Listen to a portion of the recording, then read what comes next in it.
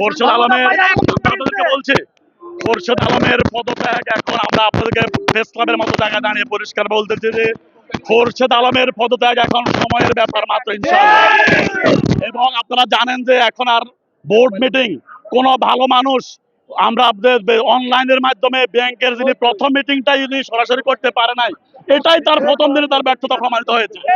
এবং ব্যাংকের অবৈধ ব্যাংকের কর্মকর্তা কর্মচারীরা অনলাইনে এই বোর্ড মিটিং এর রেজুলেশন দিতে চায় নাই। গতকাল আমরা বিভিন্ন মাধ্যমে শুনেছি ডিজিএফ এর মাধ্যমে প্রেসার প্রয়োগ করে ব্যাংকের ওয়েবসাইটে এই বোর্ড মিটিং এর সিদ্ধান্ত দেওয়া হয়েছে। আমরা এই অবৈধ বোর্ড মিটিং এবং এই অবৈধ বোর্ড মিটিং এর সিদ্ধান্ত আমরা ঘৃণাগারে প্রত্যাখ্যান করছি। আমরা সরকারকে বলবো চাই 2017 সালে একবার ডিজিএফআই এর মাধ্যমে ইসলাম ব্যাংক দখল করেছেন, আবার ডিজিএফআই দিয়ে দখল করার চেষ্টা করেন, তাহলে সেই ডিজিএফআই এর কর্মকর্তারা কিন্তু এখন সবাই জেলে। আমরা চাই না যে আপনারা দেশপ্রেমিকের ভূমিকা অবতীর্ণ হন, এরকম কোন অবৈধ কোনো কাজ আপনারা করবেন, এটা আমাদের প্রত্যাশা।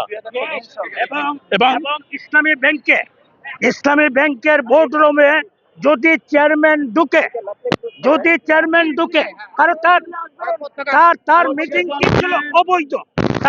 কি ছিল অবৈধ, যেহেতু অবৈধ ছিল, এই দৃষ্টিকোণ থেকে যদি সেই ইসলামী ব্যাংকের বোর্ড রুমে কখনো ঢুকতে চায়, এই সচেতন গ্রাহকরা সম্মিলিতভাবে এবং খোরশেদ আলম ইসলামী ব্যাংকে আসলে তাকে এইখান থেকে দিগম্বর করে বের করে দেওয়া হবে।